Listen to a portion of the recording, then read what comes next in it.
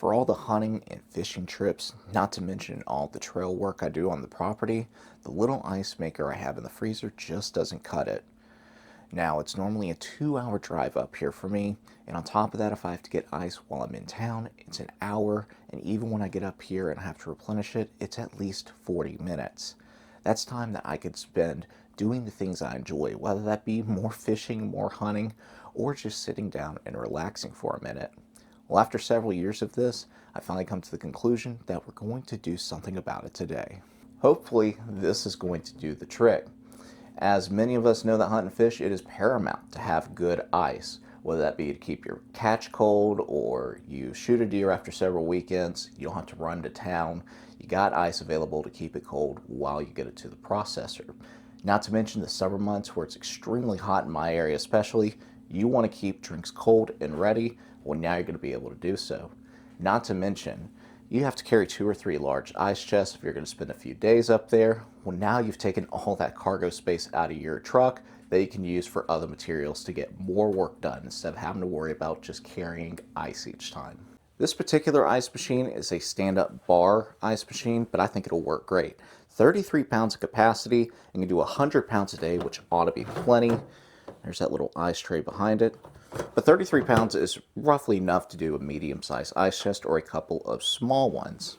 Now, I don't have a whole lot of room in this utility room, but right here next to this mop sink, I have this space which I think will be perfect for it, right next to the door where I fill the ice chest up anyway, so everything's right next to each other.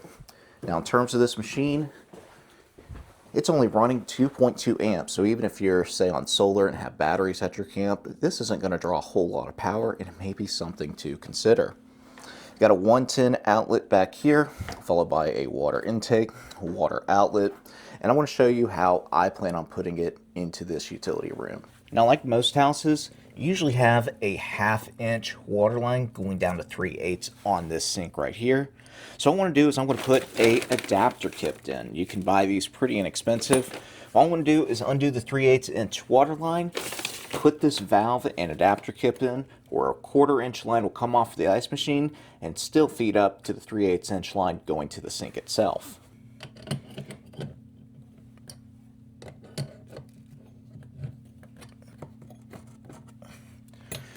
To prevent leaks, I'm going to add a little Teflon tape onto this. Always going clockwise when you add this. Just going to take this 3-inch valve and get it started, or 3/8.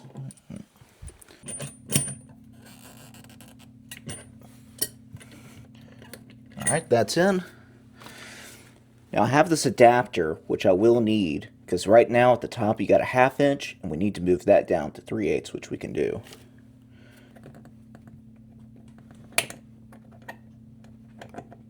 A pair of vice grips works well to hold that in place, and that way we can tighten this adapter down.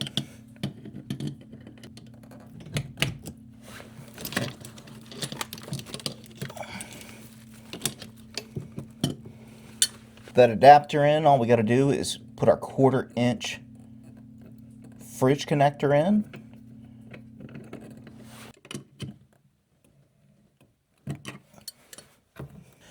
Finally reinstalling this water line.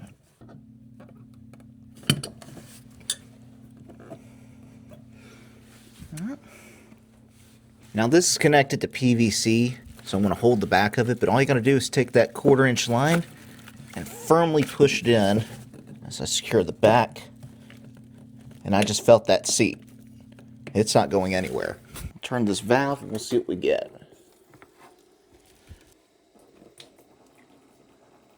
We are set.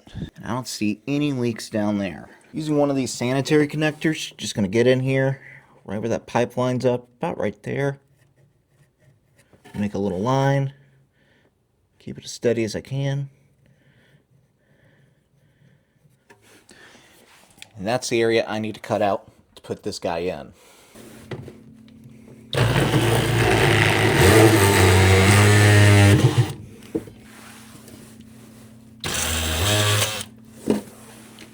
Go ahead and glue this up. Make sure I don't make a mess on the floor, so I got a little pan here. Put some on that side.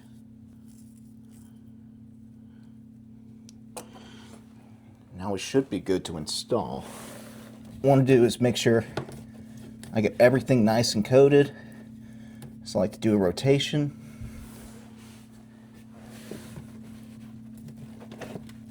And that should be good right there. As you can see, pretty easy DIY. Simple adapter kit, and then cutting this with the T-in. All that's ready to go for that drain. So the water line they provide is about 20 feet. You got plenty of space there.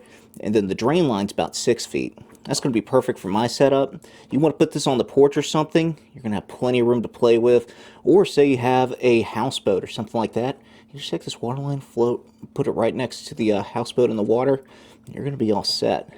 I'm coming right into this outlet, and all you got to do, push it in. Should be nice and snug. You have these little plastic C-clip. Put that in. Your water line's secure. We're done. Now we got to just plug it up. All right, we're going to power it on for the first time. Heard the water kick on.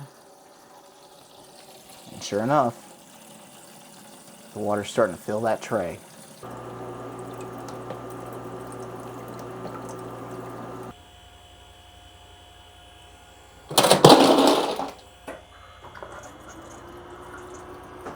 First dump, 15 minutes, that's all it took. Look how thick those ice cubes are. Those are going to hold just fine, whether that's in a drink, an ice chest, you name it. And that's exactly what I wanted to see. I won't let this thing run for a couple hours. It's just about time to go hunting. When I get back, we'll see how much it's made. Just got back from the afternoon hunt, and it's only been about 4 hours, and the bin is full. It might make 1 or 2 more loads of ice, but that'll be it. It'll automatically shut off after that.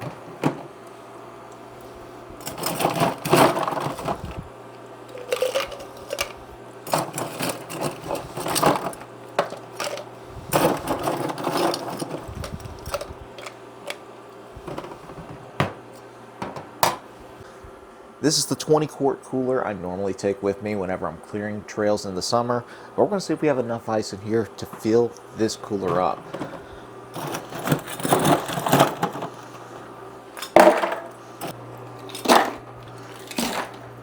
There you have it.